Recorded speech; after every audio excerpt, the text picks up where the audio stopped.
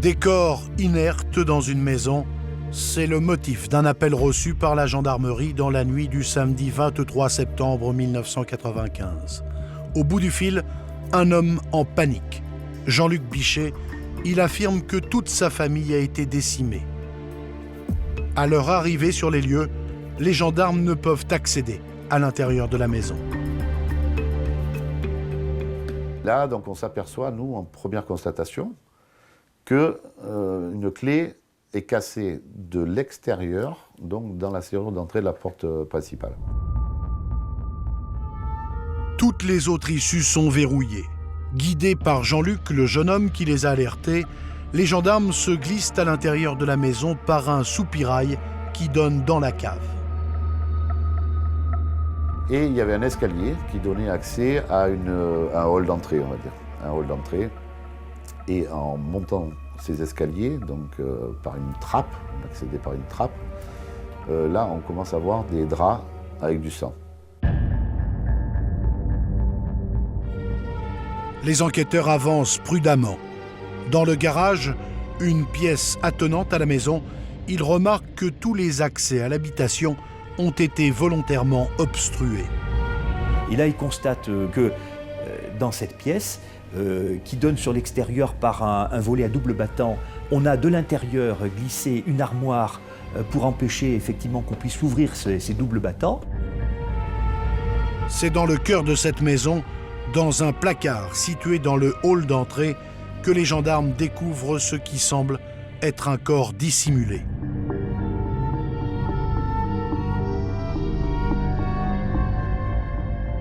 On voit deux plantes de pieds, sortir sous environ 1,50 m à 2 mètres d'habits. Très méticuleusement, les gendarmes vont retirer chaque vêtement, un à un. Là, on trouve au final donc, une femme en position comme ça, donc de défense, qui est tombée à genoux et qui a été poussée dans le placard et recouverte de fringues. Le corps est celui de Marie-Jeanne Parenti, la belle-mère de Jean-Luc. Cette femme a été abattue d'une balle entre les deux yeux.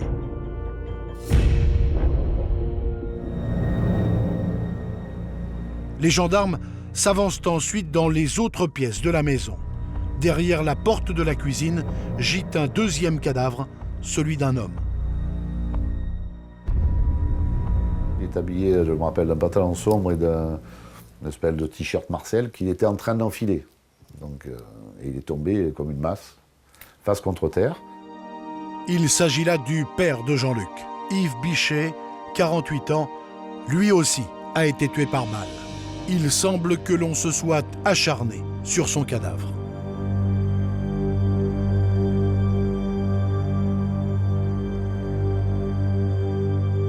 Il y a également un petit marteau qui se trouve à côté du corps et dont manifestement, c'est en tout cas le rapprochement que font les gendarmes sur le champ, on s'est servi pour lui porter des coups sur le crâne puisqu'il présente des impacts sur le crâne avec un objet contondant. Dans cette cuisine, les enquêteurs remarquent que le sang de la victime aurait dû se répandre en abondance sur le sol. Or, la pièce est propre. On voit des restes de traces de sang. Donc on voit qu'une éponge a été passée et nettoyée. Il reste encore quelques petites traces, comme quand on essuie quelque chose, et pas de sang. Pas de sang. Puis, c'est vers le salon que les gendarmes se dirigent. Près du divan, ils aperçoivent un autre corps recouvert d'un drap. Une main s'en échappe. C'est la main d'un enfant de 11 ans, Jean-Yves Bichet, le demi-frère de Jean-Luc. L'enfant devait être à genoux en train de regarder la télévision et il a été abattu sur le dessus du crâne. Donc le corps a été transporté après pour être allongé le long du canapé. Au moment où les gendarmes découvrent ces trois corps, ils n'excluent aucune piste. Ils se tournent vers le seul témoin présent sur les lieux, Jean-Luc Bichet. Le jeune homme a un comportement étrange. Ses déclarations sont complètement incohérentes.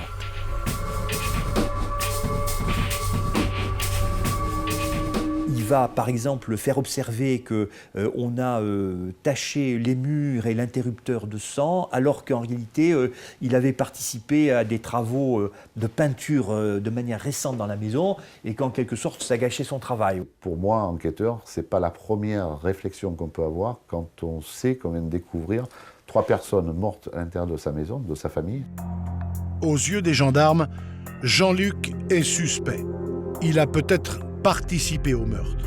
Ou en tout cas, il pourrait apporter des informations capitales pour la suite des investigations. Les enquêteurs le placent donc en garde à vue. Les gendarmes vont tout de suite lui dire y a-t-il d'autres personnes que ces 3 victimes et que vous-même qui habitent sous ce toit? Et il va indiquer qu'en réalité non, il manque une personne à l'appel, c'est Éric Borel. Jean-Luc explique qu'Éric est le fils de Marie-Jeanne, son demi-frère par alliance. Un adolescent de 16 ans qui porte le nom de son père, Borel. Alors, où est Éric?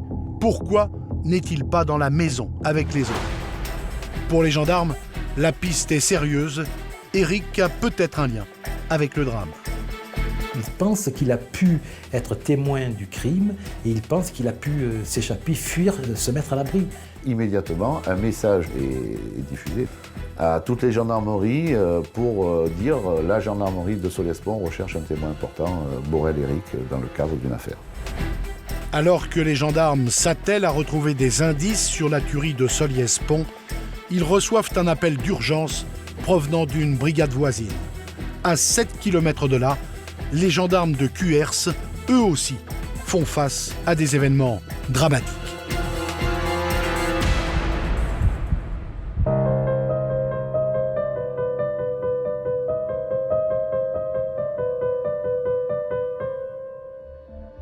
À l'aube, les services de gendarmerie sont donc appelés pour une agression à main armée. Alan Guillemette, un adolescent de 17 ans, vient de se faire tirer dessus. Alan Guillemette, qui est encore vivant et qui est encore conscient, est là, par terre, gravement blessé. Il est blessé, me semble-t-il, au visage, mais il a également une lésion de défense à la main. Il a probablement mis la main pour se défendre, donc il est d'abord blessé à la main et puis au visage. Alors que les gendarmes tentent d'interroger Alan, ils reçoivent une nouvelle alerte. On vient de tuer quelqu'un à 200 mètres de là, dans un champ à la périphérie de Cuers. Une vieille dame qui sortait ses poubelles, 2 balles. Les gendarmes qui pensaient intervenir sur une simple agression se retrouvent face à une série de meurtres. Et au fur et à mesure que la patrouille se déplace, elle va être interpellée par des personnes qui signalent qu'il y a un individu qui a tiré sur des gens à l'extérieur ou sur des gens qui se trouvent à l'intérieur de leur maison. Dans la campagne de Cuers, les victimes se multiplient. L'hécatombe ne s'arrête pas là. Quelques minutes plus tard, une alerte générale est diffusée sur les radios des services de police. Un tireur fou tue dans le centre-ville. Mais il sait que c'est un jeune homme qui marche d'une façon mécanique, qui épaule et qui tire. Et qui n'hésite pas à revenir sur ses pas pour abattre une des personnes qu'il a blessées. Dans Cuers, le spectacle est insoutenable. La place du village se transforme en charnier. s'est retrouvé dans cette espèce de mare de sang dans Cuers, une véritable boucherie, sans savoir pourquoi, parce qu'il a tiré sur tout le monde. C'est une scène de guerre. Il y avait une dame abattue sur le boulodrome, il y avait une autre dame dans un champ de vigne, il y avait près de la caisse d'épargne 2 corps, il y avait du sang. La mort s'était abattue sur le village de Cuers. L'homme semble faire feu avec une étonnante précision. Le tueur fou s'avère être un tireur chevronné. Il apparaît rapidement que la plupart des blessures sont mortelles, tirées à petite distance et avec une efficacité assez remarquable. Je pense que le tireur connaissait son arme et savait tirer. Très vite, les gendarmes scindent leur patrouille à la poursuite du tueur. Mais le parcours macabre de cet homme ne semble suivre aucune logique. Il arpente les rues de Cuers au hasard. Les gendarmes, dans un premier temps, ils font de la chasse à l'homme et suivent le tueur pratiquement comme le petit poussé. Les enquêteurs traquent l'auteur du massacre avec détermination, mais sans véritablement savoir à qui ils ont affaire. Et lorsqu'ils tombent sur la 15e victime, l'émotion les submerge. J'ai ressenti un grand choc lors de l'examen du cadavre, qui était celui d'un jeune homme de 15 ans environ. Et je crois qu'à ce moment-là, je me suis un peu effondré. L'accumulation de cadavres fait que on est fatigué, on n'a pas dormi, et les nerfs commencent à lâcher. Et donc là, on se réconforte avec le docteur Rivollet. Il dit allez, on y va, il faut continuer, on a besoin de nous, donc on continue. 20 minutes après les premiers tirs, l'homme à la carabine est enfin repéré à quelques mètres du centre-ville. Le tueur est descendu vers la Ferrage, vers les écoles. Moi qui ai un ami qui habite là-bas, je l'ai vite appelé pour dire fais attention, il y a quelqu'un qui est armé et qui tire sur tout ce qui bouge. Donc j'ai dit ne sors pas de chez toi ou bien alors fais extrêmement attention. Immédiatement, les gendarmes sont prévenus que l'homme est tout près du collège. Ils vont alors monter une stratégie pour l'encercler et l'empêcher de fuir. Une patrouille de gendarmerie de Cuers arrive derrière et nous on arrive devant avec un collègue. Et là immédiatement, bien sûr, on le braque, on le met en joue. Il avait un fusil à la main. Et on lui dit stop, on s'arrête, on ne bouge plus. Immobile, son arme à la main, l'épopée du meurtrier prend fin. Il a vu qu'il était fini, quoi, que l'histoire s'arrêtait là pour lui. Donc il avait deux solutions, puisqu'il avait une patrouille qui arrivait et l'autre qui le braquait. Et c'est à ce moment-là que le tueur donc, met le canon sur son front et se met une balle dans la tête. L'homme s'écroule au sol. Les gendarmes s'aperçoivent très vite qu'il s'agit d'un adolescent. Il correspond parfaitement à la description faite d'Éric Borel, le témoin recherché dans l'affaire du triple meurtre de Solliès-Pont. Pour mettre fin à leurs doutes, les enquêteurs font appel à Jean-Luc Bichet, le demi-frère d'Éric, toujours en garde à vue. Et il va reconnaître effectivement celui qui manquait sous le toit familial, et c'est effectivement Éric Borel.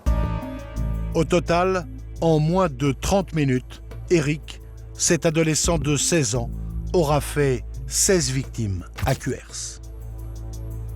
Dans cette tuerie, chacun a perdu un ami, un proche, un parent.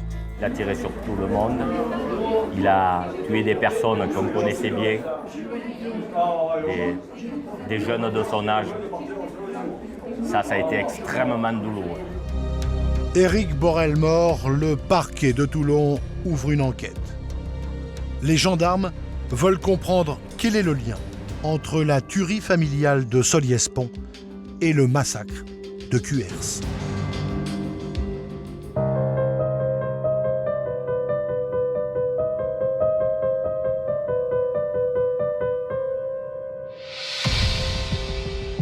Comment Éric, un garçon de seulement 16 ans, a-t-il pu commettre une telle tuerie? Et surtout, pourquoi? Les enquêteurs se plongent dans la vie de l'adolescent. Dans un premier temps, ils se rendent à nouveau chez lui, à Solliès-Pont. Alors, on retourne dans la maison parce que les constatations de nuit sont pas... La nuit, on ne voit pas toujours tout. Donc, on retourne 2 jours pour refaire les constatations et on rentre dans cette maison de l'horreur. On voit, par exemple, des crucifix à l'envers. Je me rappelle d'une statue de Dalmatien avec un ciseau planté dans le cou. Vraiment bizarre, quoi, des trucs bizarres. Plus surprenant encore, la chambre d'Éric est un véritable sanctuaire. Une pièce dans laquelle l'adolescent affiche sa passion pour la Seconde Guerre mondiale. Il y avait en tout état de cause un certain nombre de cartes murales, dont une évoquait l'opération Barbarossa, c'est-à-dire l'invasion de la Russie par les armées de Hitler. Mais dans les étagères, nous avons aussi trouvé un exemplaire de Mein Kampf. Dans cette chambre, Éric s'est construit son propre univers, une vie totalement fantasmatique. En admiration devant la tactique militaire d'Hitler, le jeune homme se prend pour un soldat allemand. Il rêve, il s'imagine être un guerrier, puisqu'il a même, je me rappelle, un casque de l'armée française en plastique, puisque son père était militaire, je crois. Donc découpé, sous-officier Borel Éric. Donc il est dans son move, il est voilà, un guerrier de la Deuxième Guerre mondiale. En bon soldat, Éric Borel apprend le maniement des armes. Il s'entraîne régulièrement au tir avec la carabine d'Yves Bichet, son beau-père. C'est d'ailleurs cette 22 long rifle qui va servir à la tuerie. Il était passionné par les armes. Il avait, nous a-t-on expliqué, propension à tirer sur les moineaux ou d'autres oiseaux avec la carabine qu'il utilisait depuis la fenêtre de sa chambre. Le jeune homme a tout l'air d'un adolescent perturbé. Pour percer le mystère d'Éric Borel, les gendarmes se rendent dans son lycée à Toulon. Ses professeurs et ses camarades le décrivent comme effacé et taciturne. Tout le monde s'accorde à dire qu'il était solitaire, qu'il était discret, qu'il était... un de ses professeurs parle de quelqu'un d'introverti. Il ne s'est jamais fait remarquer jusqu'à présent. Il ne s'était jamais fait remarquer. Un garçon sombre et renfermé jusqu'à cette rentrée des classes de septembre 1995.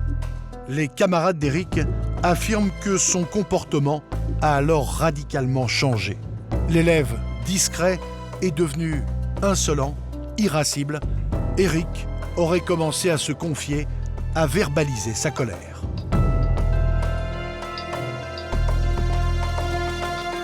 Il voulait manifestement d'une autre vie, il voulait sortir de son existence parce qu'il était malheureux. Les propos d'Éric vont même plus loin. Selon ses camarades, le garçon projetait d'éliminer sa famille. Il parle un jour d'endormir les membres de sa famille, de leur faire absorber à leur insu des somnifères, un autre jour de les empoisonner, donc là on est tout de même dans des intentions criminelles proclamées, mais on n'y croit pas vraiment autour d'Éric Borel. Et puis il parle également de les supprimer par arme à feu. Les enquêteurs veulent comprendre pourquoi Éric porte une telle haine envers sa famille. Marie-Jeanne, la mère d'Éric, ne semble manifester aucun amour, aucune considération envers son fils. Elle avait tendance à lui adresser régulièrement des critiques, lui indiquant qu'il était bon à rien, allant même jusqu'à l'humilier et à faire des comparaisons en sa défaveur par rapport au petit frère Jean-Yves, 11 ans, qui lui, pour sa mère, était paré de toutes les vertus et de toutes les qualités. Éric aurait donc le sentiment de ne pas être à sa place dans cette maison.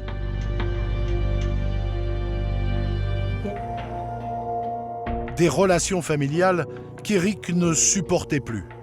Pour les enquêteurs, la souffrance du garçon est peut-être un début d'explication. Il a une haine contenue vis-à-vis de sa famille. Il ne veut plus de cette vie.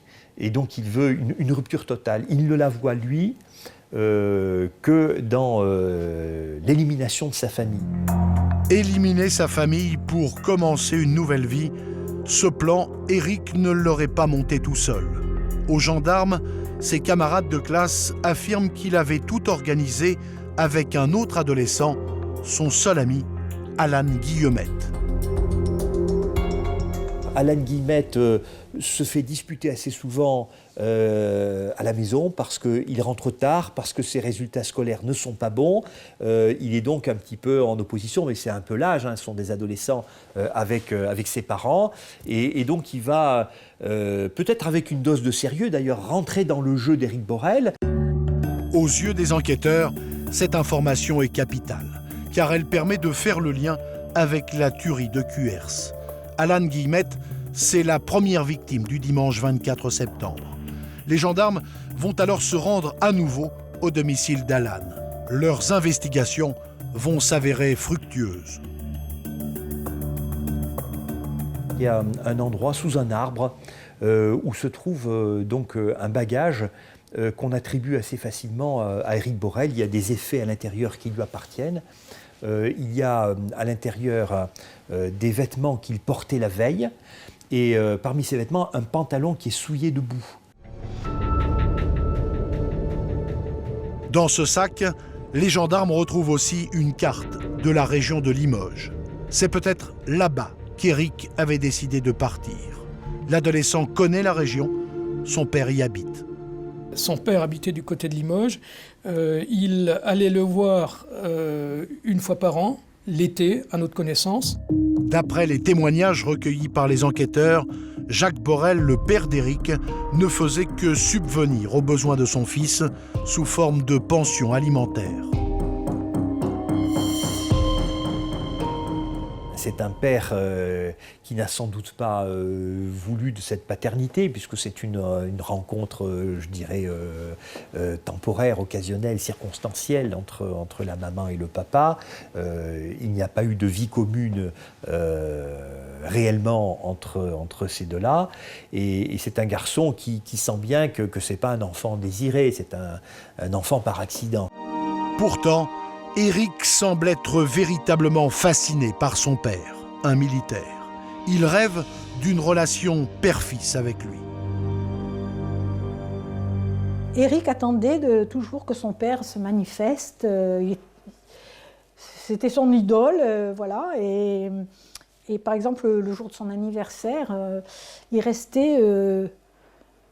Mes fils lui disaient, mais Éric, viens, on va jouer, ou viens... Non, il restait toute la journée, sans manger, sans rien, assis à côté du téléphone, et il attendait que son père l'appelle pour le téléphone. Enfin, en tout cas, cette année-là, le papa n'a jamais téléphoné. Pour les enquêteurs, recommencer une nouvelle vie à Limoges, près de son père, c'était le plan d'Éric. Mais une question taraude encore les gendarmes. Pourquoi, après avoir éliminé sa famille à Solliès-Pont, l'adolescent n'est-il pas parti? Pourquoi a-t-il commis le terrible massacre de Cuers? Pour expliquer la dérive criminelle d'Éric Borel, les enquêteurs retracent son voyage meurtrier.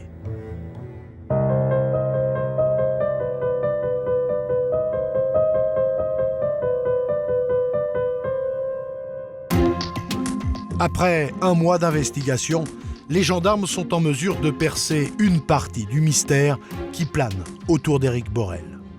Il s'était identifié en réalité à un soldat allemand, et on peut imaginer que dans ses pérégrinations funestes, dans la campagne cuersoise, il se soit mis en quelque sorte dans la peau d'une sorte de soldat ou de général stratège qui aurait donc combattu l'ennemi. C'est dans l'après-midi du samedi 23 septembre que la bataille d'Éric commence.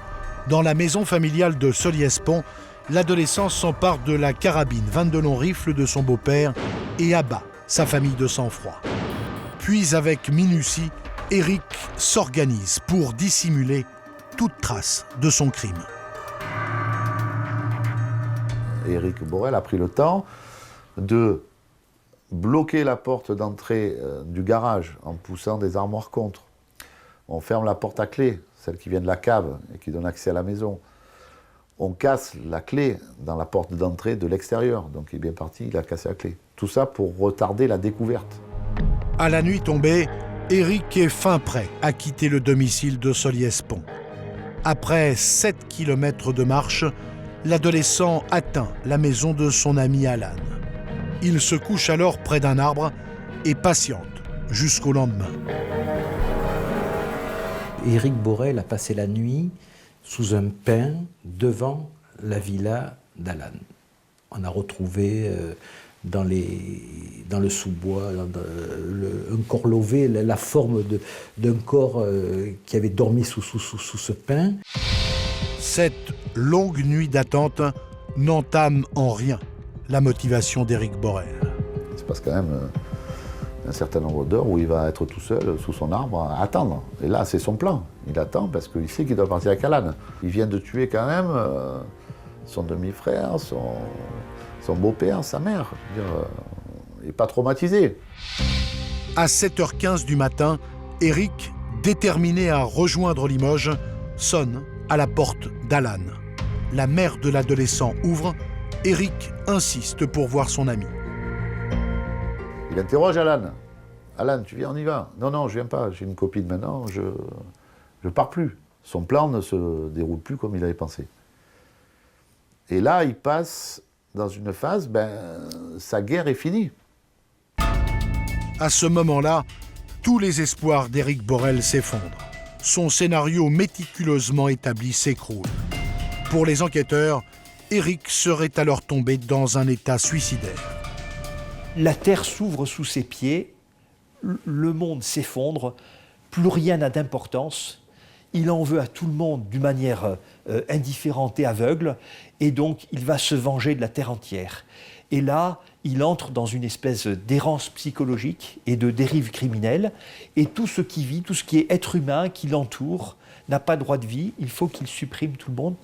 C'est d'abord un suicide comme un suicide de soi. En tuant l'autre, son égal, on le suicide en somme, et avant de se suicider soi-même. Dans un profond désespoir, Éric aura erré dans les rues et tué sans rémission. En un seul week-end, le sort de 19 personnes aura basculé et Cuers se sera transformé en ville mortuaire. C'est une immense pierre tombale. C'est un monument aux morts à lui tout seul, à Cuers. Aujourd'hui, je ne passe pas quelques jours sans y penser, sans y faire référence, en espérant ne plus jamais connaître dans ma carrière ce genre de drame. Depuis ce dimanche de 1995, une plaque commémorative est installée près de la mairie de Cuers, à l'endroit même où un innocent a perdu la vie. Une stèle gravée d'une phrase en souvenir du massacre. Passant, sache que rien ne justifie la mort d'innocents. N'oublions jamais le 24 septembre 1995. Depuis, la vie a repris à Cuers. Mais 18 ans après, les habitants se souviennent encore avec émotion du coup de folie d'Éric Borel, l'adolescent meurtrier. Une nuit d'été en Corse, un adolescent tue toute sa famille. Mais pourquoi un tel acte? Le jeune tueur est-il passé par un coup de folie ou son geste était-il en fait prémédité?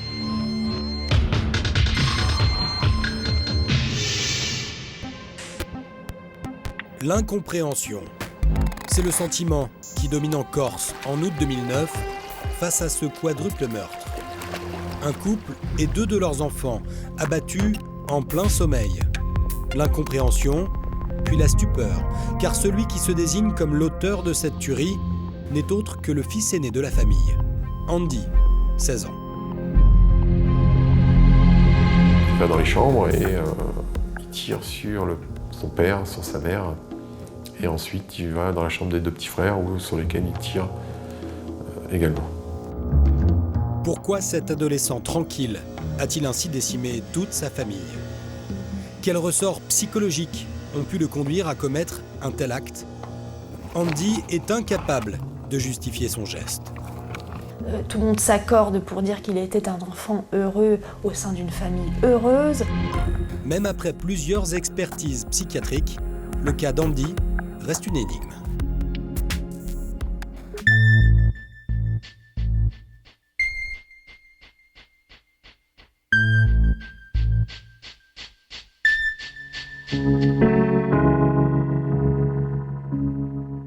Qui est cet étrange garçon, seul, sur la plage d'Agosta, en Corse?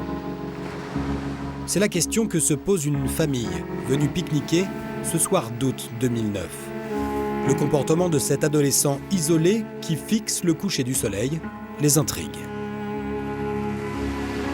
leur semble un petit peu perdu. Ils ont l'impression qu'il a fugué de son domicile et ils vont vers lui.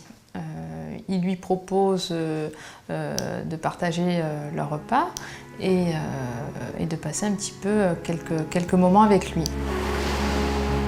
Le garçon leur dit s'appeler Andy. Il a 16 ans. Au fil de la conversation, la famille se rend compte qu'elle connaît son cousin. À la fin du repas, l'adolescent quitte la plage. Les enfants lui éclairent le chemin jusqu'à la route. C'est alors qu'Andy a une attitude surprenante. Andy distribue des billets de 50 €. Je crois qu'il en distribue 4 aux gamins présents. Et on veut lui rendre. Ben, si vous me rendez les billets, de toute façon, je vais les déchirer, je vais les brûler, etc. Et tout. Donc il trouve cette attitude un petit peu étrange. Le temps que les enfants préviennent leurs parents, Andy a disparu. Mais une heure plus tard, Camille, l'aînée de la famille, âgée de 17 ans, aperçoit à nouveau Andy au loin sur la plage. La jeune fille veut lui rendre l'argent et au passage, lui demander des explications sur son attitude. Andy lui tient alors des propos déroutants. Et quand Camille le raccompagne au chemin, qui monte pour accéder à la route, c'est là qu'il lui dit, je ne sais pas s'il lui dit, ça ne te fait pas peur ou tu n'as pas peur de parler avec un meurtrier. Et c'est à ce moment-là qu'il commence à tenir des propos un peu étranges, comme quoi il a tué 4 personnes. D'abord sans trop de détails, après il dit que ce sont des gens de sa famille. Avant de quitter Camille, Andy ajoute aussi qu'il pense se suicider. La jeune fille rapporte la scène à ses parents, qui décident d'appeler le cousin d'Andy pour lui signaler son attitude étrange. Alerté, l'oncle d'Andy prend immédiatement sa voiture et part à la recherche de son neveu. Vers 1h du matin, il l'aperçoit errant, toujours sur la plage. Qu'est-ce que tu fais là, etc. Et tout, et Andy lui dit Tonton, je les ai tués. j'ai tué mes parents, j'ai tué toute la famille. Ce sont ça ces mots. L'homme tente alors de joindre les parents d'Andy. Mais ses appels répétés sur le téléphone fixe et les portables restent sans réponse. Très inquiet, il décide de prévenir les gendarmes.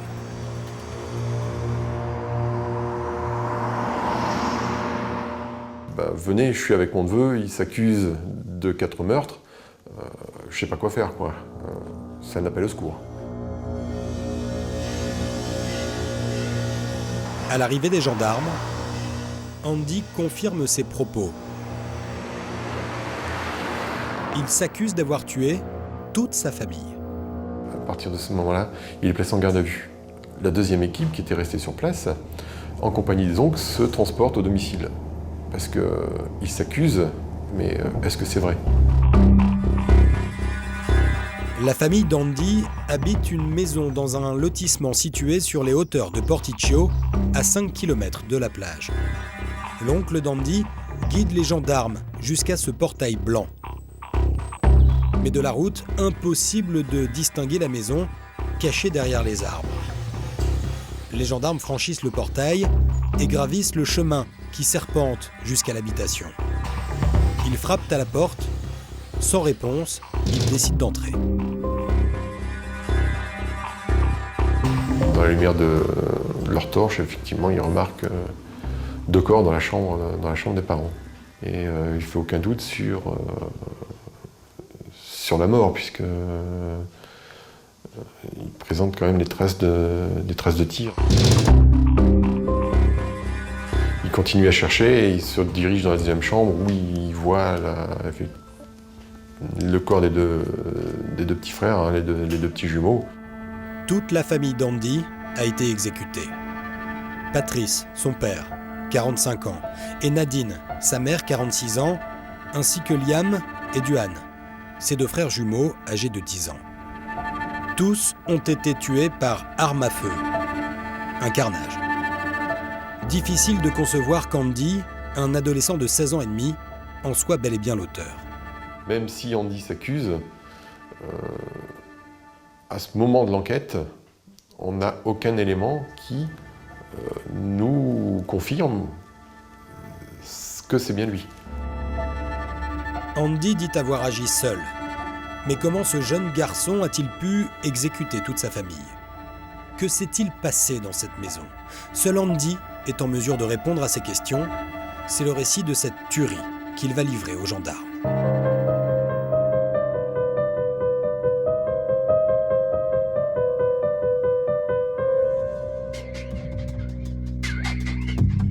Quand les gendarmes découvrent les corps, rien, hormis les propos d'Andy, ne permet de confirmer qu'il est bien l'auteur de la tuerie. Mais l'adolescent va très rapidement lever les doutes. Il indique spontanément aux gendarmes avoir laissé des affaires dans le maquis. En pleine nuit, il les guide jusqu'à cette cache, en réalité un bosquet au beau milieu de la garrigue. À l'endroit où il nous montre, on voit 2 sacs posés sur le sol, 2 sacs de sport, on va dire. Le fusil, un fusil par terre, et des gants latex qui traînent à même le sol. Andy dit avoir tué sa famille avec cette arme, un fusil à pompe appartenant à son père. Les gendarmes doivent se rendre à l'évidence. Aussi incroyable que cela puisse paraître, Andy est probablement le meurtrier de ses parents et de ses frères. Le lycéen est transféré à la gendarmerie d'Ajaccio pour être interrogé. Il rencontre alors son avocate commise d'office. Devant elle, Andy reconnaît les faits, mais les évoque de manière totalement détachée. Il m'annonce j'ai fait une grosse bêtise. Il fait un récit froid et tout de suite distancié. Et ça débute tout simplement, et ça finira comme ça, par une chronologie du geste. Il va confirmer avoir tiré sur son père, sur sa mère et sur ses 2 petits frères jumeaux. Dès sa première audition, Andy livre aux gendarmes un récit très détaillé de cette nuit d'horreur. Les faits se sont déroulés 24 heures plus tôt, à l'issue d'une banale journée de vacances. Après être allés à la plage avec Andy, Nadine et Patrice, les parents, dînent chez des voisins. Andy, lui, reste à la maison où il garde ses 2 petits frères. Quand les parents rentrent vers 1h du matin, toute la famille va se coucher. Mais au beau milieu de la nuit, vers 3h du matin, Andy se réveille. Et soudainement, il décide de préparer un sac. Dans ce sac, il vide un peu sa penderie, ce qui est à proximité puisqu'il est dans sa chambre. Et puis, l'envie de partir. Pas l'envie de fuguer, l'envie de partir. Mais Andy ne va pas quitter immédiatement la maison. En passant par le salon, il distingue les 2 fusils de son père, accrochés au mur. Et là, il nous dit qu'il est appelé par le fusil et qu'il éprouve le besoin de s'en servir, le besoin de tirer. Il n'explique pas non plus pourquoi, mais il sait qu'il faut qu'il s'en serve. Il dira « j'aurais pu tirer dehors, j'aurais pu tirer sur un animal. J'avais besoin, il fallait que je tire. » Une forme de pulsion. Pourtant, avant de se saisir de l'arme, Andy va dans la cuisine et enfile des gants en latex, comme s'il agissait méthodiquement. Il va chercher la clé pour prendre la clé du tiroir où il y a les cartouches. Il prend le fusil et il charge le fusil. Et c'est à partir de ce moment-là où il se dit « mais c'est sur mes parents que je vais tirer ». Une fois le fusil chargé, Andy prend soin de fermer la fenêtre de sa chambre, puis celle de la chambre de ses frères. L'adolescent reprend alors le fusil. Il va dans les chambres et il tire sur son père, sur sa mère. Et ensuite, il va dans la chambre des 2 petits frères sur lesquels il tire également. Andy s'apprête à quitter les lieux, mais avant de partir, il se dirige à nouveau vers les chambres. Il nous parle de cet épisode du coffre-fort, hein, d'aller récupérer de l'argent dans le coffre. Et c'est là où il nous dit qu'en passant devant la chambre, il entend encore du bruit en provenance de cette chambre, quoi. Et donc c'est là qu'il réalise que ses frères ne sont pas morts. Et c'est là où il tire une nouvelle fois sur ses deux petits frères. Andy aurait ensuite vidé le coffre-fort, qui contenait plus de 2600 € en espèces et de montres de luxe, appartenant à son père. Parce qu'il a voulu véritablement simuler une agression à ce moment-là, parce que, je veux dire, si on part avec de l'argent et une montre, ça ressemble effectivement à une agression qui aurait eu lieu dans la maison et tout le monde serait mort, etc. L'hypothèse d'une mise en scène semble confortée par le récit d'Andy. Il dit qu'à ce moment-là, il prend son téléphone portable et à 4h10 du matin, il envoie des textos à 3 amis en disant que quelqu'un est entré chez lui et appelle aussitôt les gendarmes.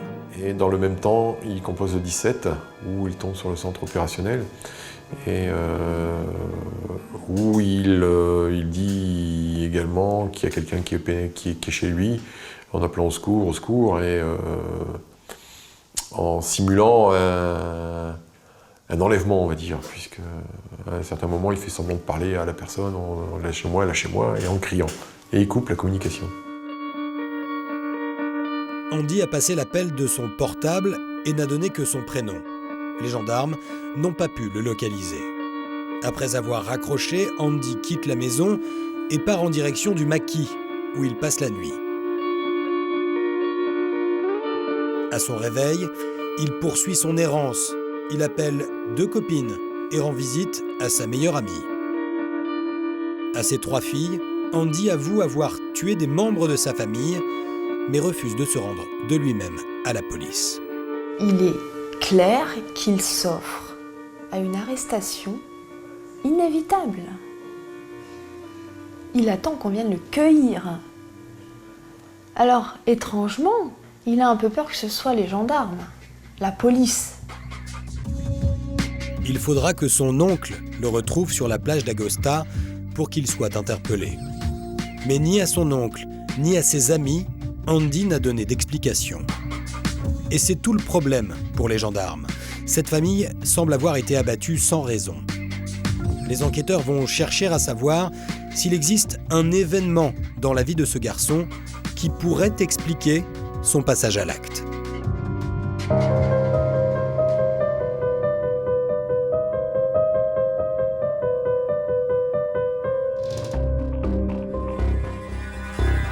Pourquoi Andy a-t-il décimé toute sa famille? L'énigme reste entière. Car Andy semble incapable de fournir la moindre explication à son geste. Il ne voit pas pourquoi il agit de la sorte, parce que, comme il nous le dit, déjà il n'avait aucune intention de fugue, parce qu'il était bien dans cette famille. Et d'autant plus, il n'avait aucune envie de les tuer, puisque c'était une famille qu'il aimait. Rien dans la vie d'Andy ne peut expliquer ce crime. L'adolescent semblait mener une existence banale. Scolarisé en seconde au lycée d'Ajaccio, il s'apprêtait à faire sa rentrée en septembre 2009 en première scientifique et il est décrit comme un bon élève. Andy, c'était l'ado idéal, celui qui embête personne, qui n'est pas sans arrêt en train de claquer les portes et de traiter ses parents de tous les noms, qui ne fugue pas, qui ne se drogue pas, qui ne boit pas. C'est presque l'adolescent que tout le monde rêverait d'avoir à la maison. Pourtant, le psychologue qui examine Andy en détention va déceler 2 événements récents dans sa vie qui l'auraient particulièrement touché. Une déception amoureuse et le décès d'un ami proche dans un accident de scooter. Chez lui, ça a eu un impact important et que ça l'a confronté à l'angoisse de mort. Et que, véritablement, je pense que par certains types de mécanismes, il a vraisemblablement abordé l'histoire de sa propre mort à travers ces événements. Ces deux événements ont alimenté le mal-être d'Andy. Un mal-être caché, qui se dessine également à la lecture des conversations instantanées qu'Andy entretenait avec l'une de ses amies sur Internet. Il est en discorde avec deux adolescentes et il tient à leur égard un discours très alarmant, très violent.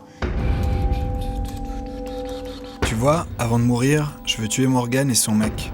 En gros, tuer tous ceux que j'aime pas, et après je me suicide. Moi, quand je suis énervé, je joue à l'ordi. Je tue tout ce qui bouge. Ça me calme.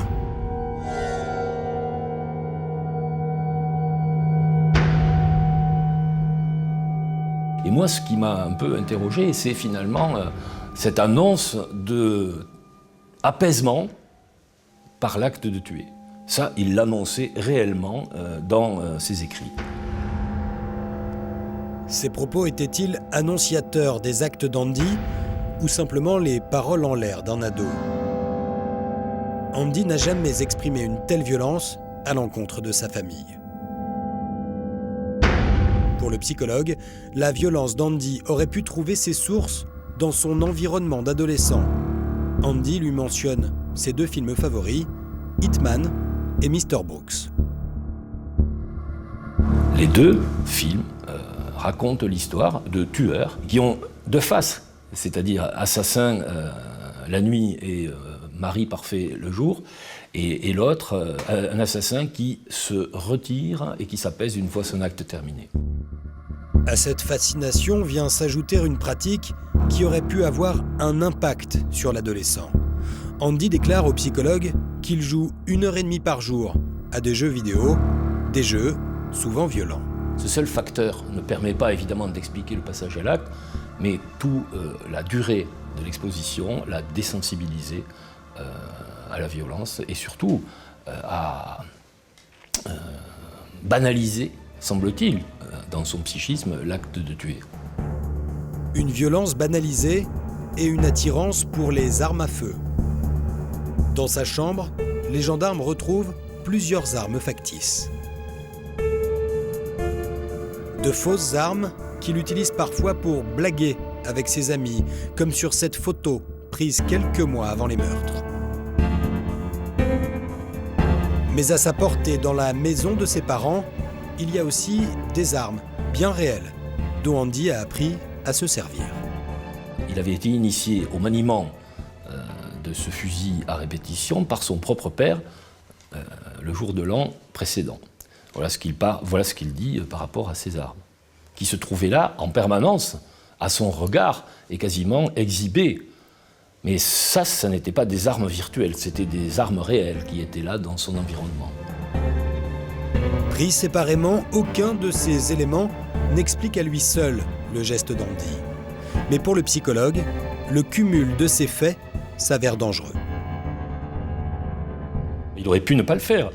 Mais quand on met bout à bout tous ces éléments, sa fragilité psychique, ses failles identitaires, les événements de vie auxquels il a été exposé qui ont été extrêmement douloureux, la désensibilisation systématique de l'acte de tuer et la présence réelle d'armes dans son environnement immédiat, tout ça fait qu'on est dans le cocktail qui permet d'expliquer, je ne sais pas de comprendre, mais en tout cas d'avoir des pistes pour expliquer ce passage à l'acte particulièrement horrible. Mais on ne trouve toujours pas d'explication rationnelle à son geste. Se pose alors la question de la santé mentale de l'adolescent. Au moment des meurtres, Andy avait-il toute sa conscience ou était-il atteint d'un trouble mental ayant aboli son discernement? La question est cruciale. Si Andy est déclaré atteint de troubles psychiques, il peut échapper à une condamnation pénale. Problème, les psychiatres divergent sur cette question. C'est donc la cour d'assises des mineurs d'Ajaccio qui va devoir trancher.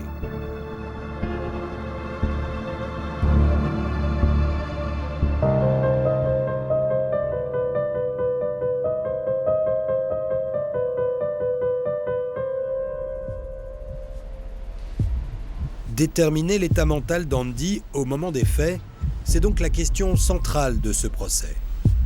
Lorsqu'il comparaît devant la cour d'assises des mineurs d'Ajaccio, Andy vient de passer 3 ans en détention préventive.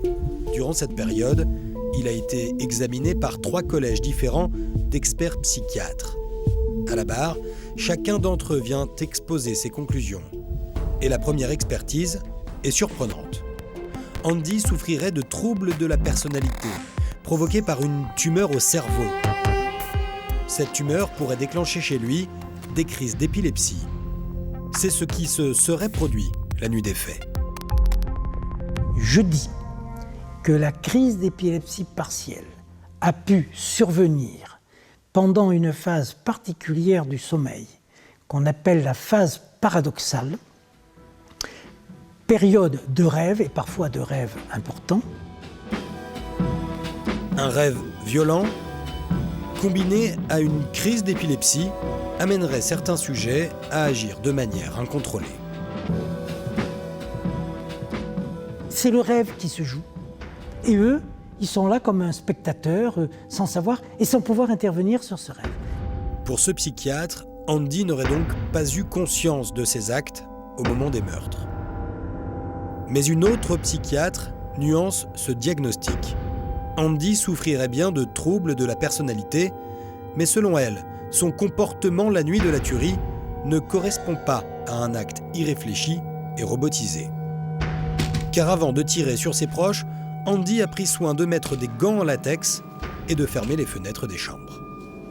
Il ne veut pas laisser de traces, il ne veut pas qu'il y ait de bruit, que les voisins soient alertés. Et il ne veut pas qu'on le repère dans le maquis. Il pense à tout. Ce n'est pas la démarche de quelqu'un qui agit en spectateur, il agit en acteur. Mais cette interprétation se heurte à l'absence de mobile. Car même s'il a pris certaines précautions, l'acte d'Andy reste insensé. Son acte est immotivé. Son acte n'a pas de raison. Il n'y a pas de raison dans la réalité pour tuer ses parents et ses petits frères. Donc ça, c'est un élément extrêmement important. Mais les 2 derniers psychiatres remettent totalement en cause ce diagnostic. Pour eux, Andy ne souffre d'aucun trouble mental. Il serait donc pleinement responsable de ses actes. Alors qui croire ? À la vue de cette dernière expertise, l'avocat général a déclaré Andy responsable de ses actes et requis 18 ans de prison. Les avocats d'Andy, eux, ont plaidé l'acquittement au nom de l'irresponsabilité pénale. Nous, on espère naturellement qu'il soit déclaré irresponsable parce qu'on considère que c'est le mieux pour lui, le mieux pour la société, et parce que ça cadre complètement avec son geste, qui est un geste insensé. Et un geste insensé, c'est le geste de quelqu'un qui est malade. Dans son verdict, la cour d'assises reconnaît Andy comme étant l'auteur des 4 meurtres. Mais le jury estime qu'au moment des faits, le jeune garçon était atteint d'un trouble mental. Andy est donc acquitté. Un soulagement pour ses avocats. Il n'y a pas de joie, parce que dans ce dossier, il n'y a pas de gagnant, il n'y a que des perdants, il y a une famille qui est détruite, il y a un jeune homme maintenant qui est détruit, mais nous gardons une lueur d'espoir parce qu'il va être soigné. Les familles de son père et de sa mère, elles, ressortent frustrées de ce procès. Vous souhaitez qu'il y ait un nouveau procès, qu'il y ait un appel ? Allez, pardon, excusez-nous. On est fatigué là. On vous laisse 2 secondes. Autant par le verdict que par l'attitude de l'adolescent. Andy n'a pas eu un regard pour sa famille, pas un mot pour sa famille. Et ils attendaient quelque chose de lui. On ne connaît pas Andy, on ne sait pas qui est Andy. Et je crois que la Cour ne le sait pas non plus. La cour d'assises a demandé l'internement d'office d'Andy. À l'issue du procès, il a donc quitté la prison pour intégrer un hôpital psychiatrique. Mais le jeune homme devra à nouveau comparaître devant une cour d'assises, car le parquet a fait appel de la décision. Andy devrait donc être rejugé à Bastia dans quelques mois. Un nouveau procès pour tenter de lever les mystères de cet adolescent meurtrier. En Ariège, l'histoire d'une amitié qui termine en déchaînement de haine. Mais lequel des deux membres du duo diabolique a réellement commis le pire ?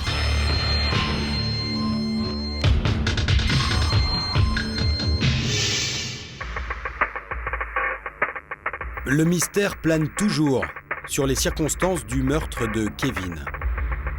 Ce jeune homme de 19 ans, dont le corps a été retrouvé en partie calciné dans les Pyrénées en mai 2012. Pourtant, l'une de ses camarades, Cindy, a avoué l'avoir tué au cours d'une randonnée entre amis. Le problème, c'est la personnalité de Cindy qui apparaît complètement en décalage avec un crime d'une telle violence. Mais comment cette toute jeune femme, d'à peine 1,50 m, aurait-elle pu accomplir un tel acte ? Un complice l'aurait-il aidé à tuer Kevin ? Pourquoi avoir tué mon fils ? Qu'est-ce qu'il a fait de si grave ? Aujourd'hui encore, les enquêteurs cherchent à comprendre les raisons de ce meurtre. Deux hypothèses semblent se dessiner. Kevin a pu être l'objet d'une expérience mystique. Ou peut-être a-t-il payé de sa vie un crime qu'il aurait commis quelques mois avant sa mort.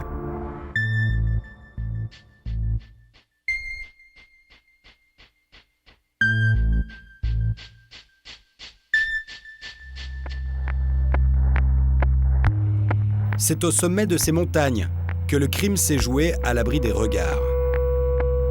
Un crime resté dissimulé jusqu'à ce 11 mai 2012. Ce jour-là, un promeneur part cueillir des champignons. Sur le chemin, une odeur nauséabonde le prend à la gorge. À l'aide d'un bâton, il remue quelques branchages, pensant trouver la carcasse d'un animal.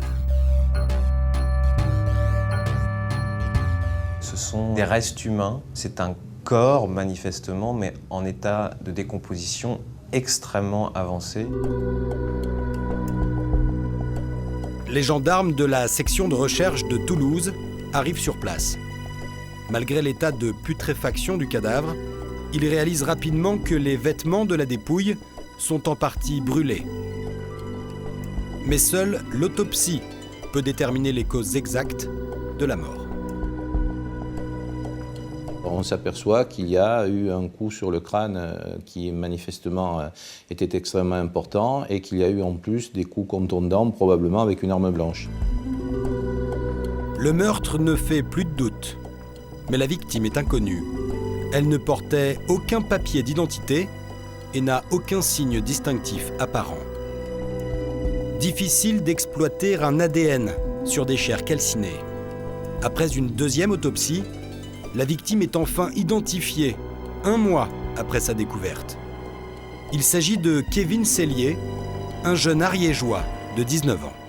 Les relevés ADN qui sont faits, passés au fichier, vont permettre de faire ressortir le nom de Kevin Cellier, qui a déjà été condamné pour des faits et qui donc est répertorié dans les fichiers de police et de gendarmerie grâce à son ADN. Les gendarmes s'interrogent. Le meurtre de Kevin est-il lié au trafic de drogue ? A-t-il été victime d'un règlement de compte ? On s'aperçoit qu'en réalité, c'est un trafic de bas de gamme, de post-adolescents, et que par voie de conséquence, ce n'est pas du tout ce qui peut amener les enquêteurs sur la piste de la vérité. La piste du trafic de drogue semble peu probable. Mais alors, quelles circonstances ont pu conduire au meurtre de Kevin ? Le jeune homme vivait dans la région de Pamiers, un peu en marge, alternant période de chômage et petits boulots dans le bâtiment. Tantôt chez des parents ou chez des amis, un garçon à la vie un peu dissolue, un fêtard, passionné de rap. Moi je le rap c'est plus pareil, c'est du comme la barrette et quand je décolle, tu m'appelles à 38 c'est l'appareil. Sa famille, habituée à son mode de vie, ne s'est inquiétée que peu de temps avant son identification. D'autant qu'il leur avait confié vouloir se faire oublier quelque temps des services de police et de certaines connaissances. Comme il nous avait dit qu'il devait partir à Marseille, voir des amis, et à Paris, au bout d'un temps, on s'est dit, bon, il est parti, il nous rappellera, il nous donnera signe, quoi. Et on n'a jamais eu de nouvelles. Les gendarmes décident alors d'entendre l'entourage de Kevin, ses amis, et notamment 2 jeunes filles de son âge, Laura, son ex-petite amie, et Cindy, la meilleure amie de celle-ci. Les 2 jeunes femmes partagent un petit 2 pièces à Saverdun. Cindy, elle fera l'objet, je dirais, d'une première audition de mémoire début juillet 2012. Et comme un certain nombre de ses camarades, ou en tout cas des fréquentations de Kevin Sellier, elle va être appelée effectivement à renseigner les gendarmes sur son degré de connaissance. Au cours de ces auditions, les enquêteurs découvrent alors que Kevin s'était même installé quelques semaines sur le canapé de Cindy et Laura. Et grâce au relevé téléphonique de Kevin, les gendarmes réalisent que Cindy est probablement l'une des dernières personnes à avoir vu Kevin. Le 24 mars, son portable et celui du jeune homme sont localisés au même endroit, à proximité de Vic-de-Sos, le village où le corps de Kevin a été retrouvé. Il y avait ce jour-là un rendez-vous de prévu et que après avoir passé la nuit chez Cindy et sa colocatrice, Kevin était parti en balade avec Cindy. Évidemment, les gendarmes, ça les intéresse beaucoup et ils vont essayer immédiatement de savoir quel était le but de cette promenade et évidemment savoir comment elle s'est déroulée. Les gendarmes décident alors d'entendre Cindy une nouvelle fois, le 26 juillet 2012. Ils attendent des explications sur sa présence aux côtés de Kevin le jour de sa disparition.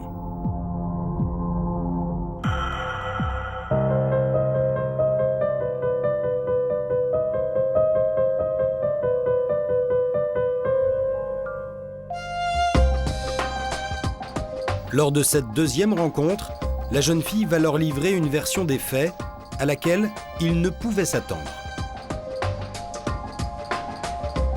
Cindy, durant cette audition, va craquer, tout simplement. Elle est dans une logique qui consiste pour elle à se libérer, à libérer sa conscience. Et à partir de cet instant, je ne crois pas que les enquêteurs aient besoin de beaucoup lui poser de questions. Elle va raconter. Elle raconte que le jour de la mort de Kevin, elle part en randonnée au pic des Trois Seigneurs, un sommet des Pyrénées culminant à plus de 2000 mètres. Elle est accompagnée de Kevin et d'un ami d'enfance avec qui elle a renoué récemment, un jeune étudiant prénommé Johan. Ils prennent la direction de Vic-de-Sos, au sud de l'Ariège. Arrivés sur place, les cols sont enneigés et donc impraticables. Le trio décide d'emprunter un autre itinéraire, une route en lacet qui monte au hameau de Goulier.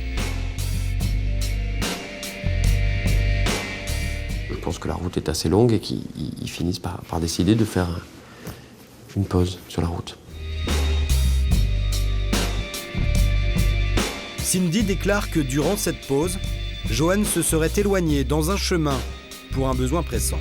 Kevin et Cindy, eux, seraient restés dans la voiture et c'est là que le drame se serait joué.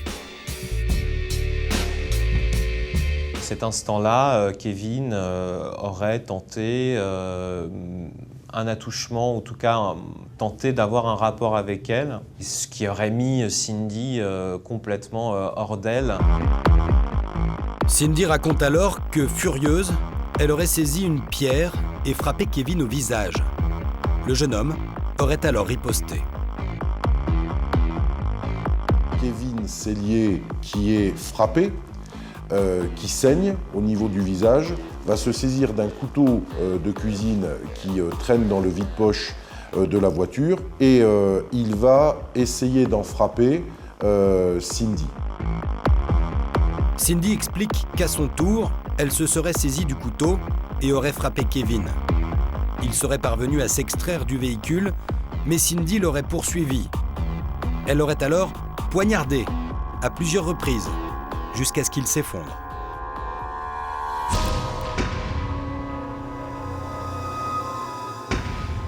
Stupéfaits par ces aveux inattendus, les enquêteurs décident d'entendre le principal témoin de la scène, Johan, l'ami d'enfance de Cindy. Le garçon est immédiatement placé en garde à vue et à son tour, il va raconter sa version des faits. Il ne voit pas l'intégralité de la lutte, il ne voit que le stade ultime, c'est-à-dire l'acte homicide lui-même, le coup de couteau. Il est dans un état de sidération, c'est-à-dire qu'il ne comprend pas. Son premier réflexe va être de prendre le pouls, essayer de voir si Kevin est en vie.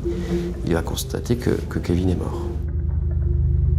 Johan déclare ensuite que Cindy aurait décidé de faire disparaître le cadavre. Dans le coffre de sa voiture, elle récupère un pot de colle inflammable qu'elle aurait répandu sur le corps. On va essayer d'y mettre le feu sans véritablement y parvenir. Faute de mieux, on va essayer de dissimuler dans un recoin de nature le corps de Kevin Sellier. Cindy aurait demandé à Johan d'enterrer le corps, ce qu'il déclare avoir refusé. Mais il aurait néanmoins accepté de l'aider à le dissimuler sous des branchages.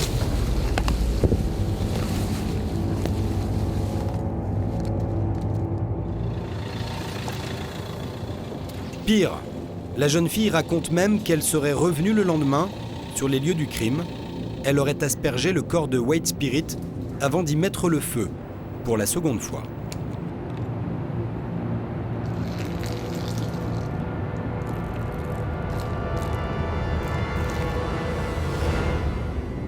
À la caserne Pérignon, à Toulouse, où Cindy est entendue, personne ne s'attendait à de tels aveux.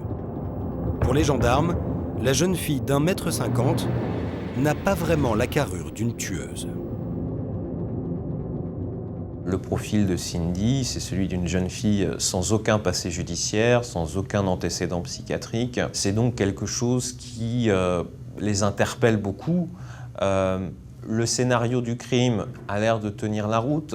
Le problème n'est pas là. Le problème, c'est la personnalité de Cindy qui apparaît complètement en décalage avec un crime d'une telle violence. La mère de Cindy apprend les faits le jour de son arrestation. Sa fille reconnaît avoir tué Kevin Sellier, mais elle ne peut se résoudre à cette idée. On n'y croyait pas parce que c'est pas vrai, c'est pas possible, c'est pas Cindy. C'était pas possible. C'est pas ma Cindy, c'est pas son comportement.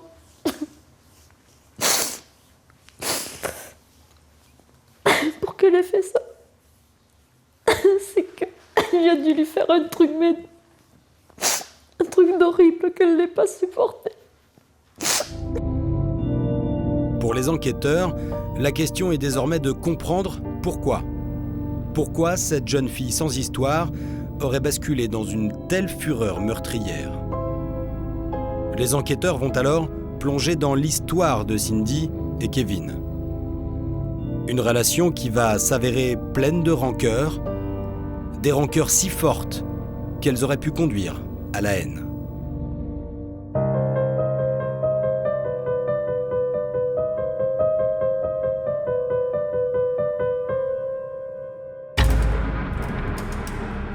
Que s'est-il passé pour déclencher une telle violence chez Cindy ? Les gendarmes cherchent un élément concret, une raison particulière qui pourrait expliquer ce drame. Ils vont alors découvrir qu'une plainte a été déposée par les grands-parents de Cindy, 5 jours avant la date présumée du meurtre de Kevin. Une plainte pour vol qui fait suite à une visite de Cindy, Laura et Kevin. Ils sont invités à prendre le café. Les deux filles discutent aimablement avec la grand-mère dans la cuisine.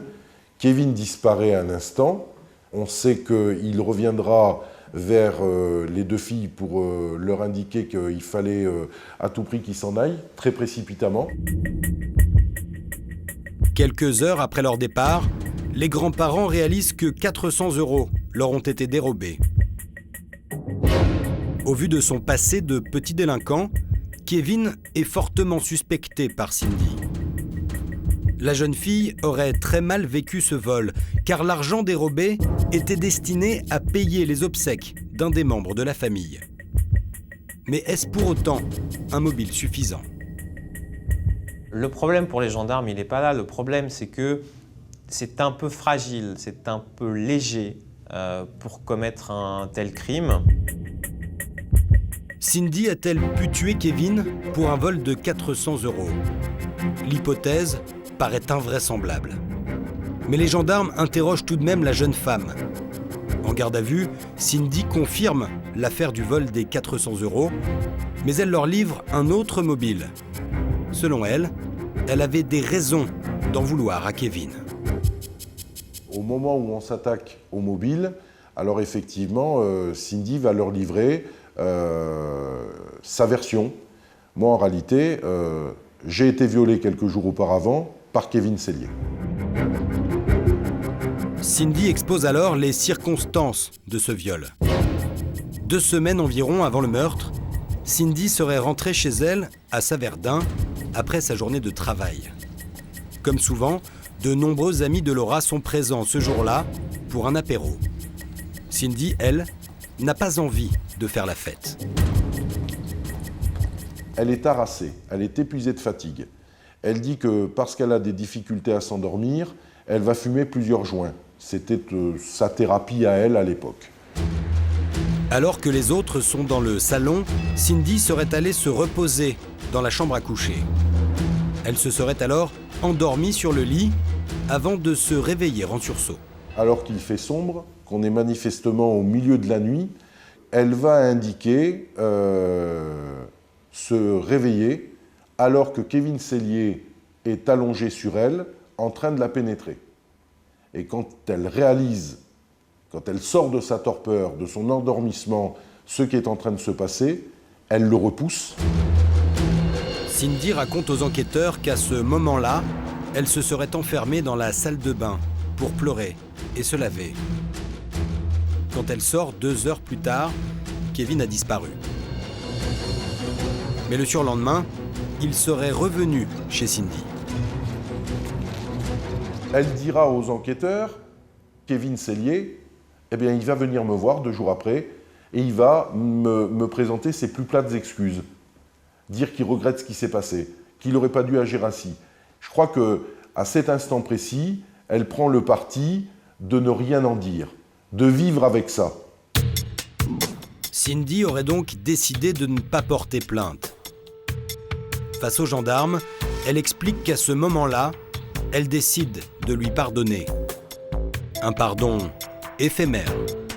Jusqu'à ce samedi 24 mars, le jour présumé du meurtre de Kevin, le jour où Cindy se serait retrouvée seule, à ses côtés, dans la voiture. Là où la goutte véritablement vient faire déborder le vase, c'est lorsque dans cette voiture, il démontre qu'il ne regrette rien, qu'il n'a rien compris et qu'il la regarde comme une moins que rien. Il y a les gestes. Je ne crois pas que Cindy ait eu peur d'être violée dans cette voiture. Ce n'est pas la question.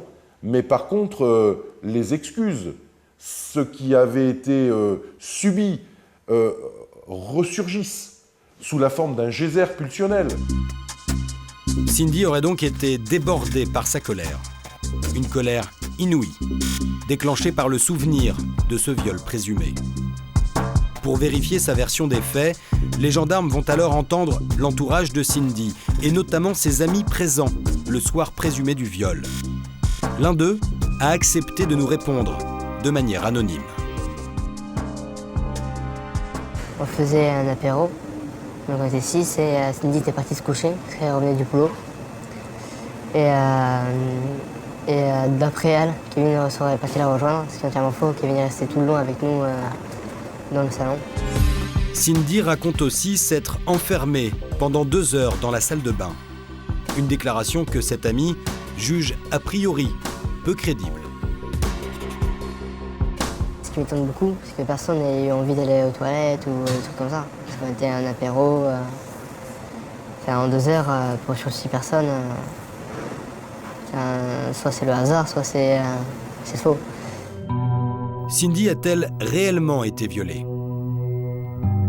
Confrontée au témoignage de ses amis, les gendarmes se montrent alors prudents vis-à-vis des déclarations de la jeune femme. Rapidement, les gendarmes s'aperçoivent que tous les témoignages concordent et vont dans le sens d'un affaiblissement total de cette version des faits. Pour les proches de Kevin, la thèse du viol serait seulement un moyen pour Cindy de justifier son crime. Elle l'accuse de viol.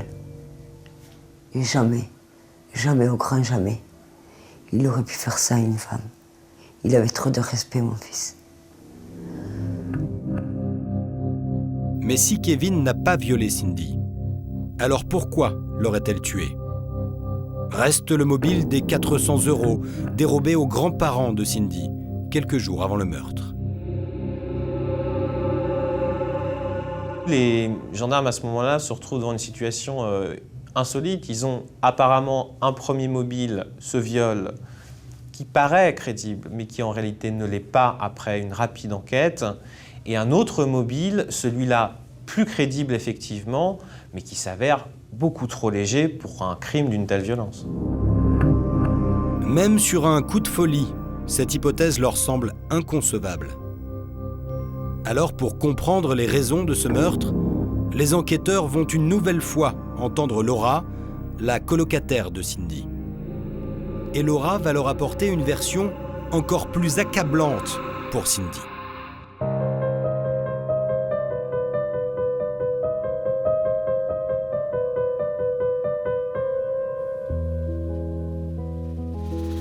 Les gendarmes savent que Laura est la très bonne amie de Cindy, sa confidente. Et ils ont le sentiment que la jeune femme ne leur a pas tout dit. Le 22 août, Laura est placée en garde à vue. Les gendarmes ont eu de l'instinct, car face à eux, Laura finit par craquer et leur livre un récit circonstancié du meurtre de Kevin. Avec force détail, elle va relater les circonstances selon lesquelles, d'après les révélations que lui aurait faites Cindy, le meurtre serait intervenu. Et là, elle nous parle d'un plan organisé entre Cindy et son amie Joanne. Selon les déclarations de Laura, Joanne et Cindy se seraient alliés pour tuer Kevin. Cindy pour se venger du vol des 400 € et Joanne par soif de sang. Aux enquêteurs, Laura raconte que Joanne aurait donc eu un rôle bien plus actif que ce qu'il laisse entendre. Selon elle, l'étudiant aurait même préparé un produit chimique pour endormir Kevin dans la voiture et l'emmener dans un endroit isolé. Mais Kevin se serait réveillé avant d'arriver à destination. Les choses ayant échoué, il y aurait une scène de violence où Cindy, en train de conduire, aurait asséné des coups de marteau pour essayer d'assommer définitivement Kevin Sellier. Et puis les deux se seraient tour à tour, en quelque sorte, servis du même couteau pour le blesser mortellement. Une version a priori en total décalage avec l'apparence de Joanne. Un brillant étudiant en maths P à Toulouse. Mais selon les déclarations de Laura, le jeune garçon aurait en fait une personnalité bien plus sombre. Elle fait le portrait d'un jeune un peu obscur, un peu mystique, plutôt dans la mouvance gothique. Et il avait envie de sentir l'impression, le sentiment de donner la mort à quelqu'un. Laura raconte que Joanne aurait des envies meurtrières. Un portrait étonnant, mais pourtant corroboré par certains amis de Cindy. La première fois qu'il est venu me parler, il s'est assis à côté de moi et il m'a dit qu'il y a 2 semaines auparavant, il avait tué un chat. Et il m'avait dit ça d'une façon joyeuse, comme si c'était normal pour lui. Puis après, il répétait ça un peu à tout le monde dans la soirée et il se mentait. Devant les enquêteurs, Johan aurait démenti avoir commis de tels actes. Cette histoire, il l'aurait racontée pour impressionner les amis de Cindy. Johan est quelqu'un de discret. Et quelqu'un qui peut-être a eu pour défaut de se créer un personnage, de laisser se développer du mystère autour de lui. Comme finalement beaucoup de jeunes adultes dont la personnalité n'est pas encore parfaitement affirmée, posée. Pour le meurtre de Kevin, Johan maintient la même version qu'au début. Il était là, au mauvais endroit, au mauvais moment. Il n'aurait fait qu'aider Cindy à dissimuler le corps sous des feuilles. Mais suite aux déclarations de Laura, Johan, qui était poursuivi pour recel de cadavres, est cette fois-ci mis en examen pour assassinat. La version de la colocataire semble avoir en partie convaincu les enquêteurs. Cindy, elle, confirme avoir confessé son geste à Laura, mais dément formellement lui avoir parlé de plans organisés. On est véritablement dans un récit qui semble un petit peu singulier. Je vous rappelle que Laura n'a rien vu. Laura prétend simplement avoir reçu ce type de confidence de Cindy. Et puis une autre incohérence est soulignée par les avocats de Cindy et Johan, concernant le témoignage de Laura. Laura raconte que Cindy voulait punir Kevin pour avoir volé 400 € à ses grands-parents le 19 mars, soit 5 jours avant le meurtre. Selon cette thèse, Cindy et Johan auraient donc eu moins d'une semaine pour organiser le crime. Lorsqu'on a deux personnes qui ne vivent pas ensemble, qui sont éloignées géographiquement, pour préméditer en quelques jours seulement un acte aussi grave, il faudrait qu'ils se rencontrent, il faudrait qu'ils s'appellent, il faudrait qu'ils aient des contacts entre eux, ce qui n'est pas le cas. Alors la thèse de Laura tient-elle du fantasme? Cindy a-t-elle tué Kevin sous le coup d'une pulsion suite à un viol? Ou a-t-elle voulu le punir pour le vol des 400 €? De nombreuses questions, aujourd'hui encore, sans réponse. En attendant son procès, Cindy a été placée en détention provisoire. Johan, lui, est sous contrôle judiciaire. Il doit se rendre 2 fois par semaine au commissariat, mais peut poursuivre ses études d'ingénieur. Laura a été mise en examen pour non-dénonciation de crime.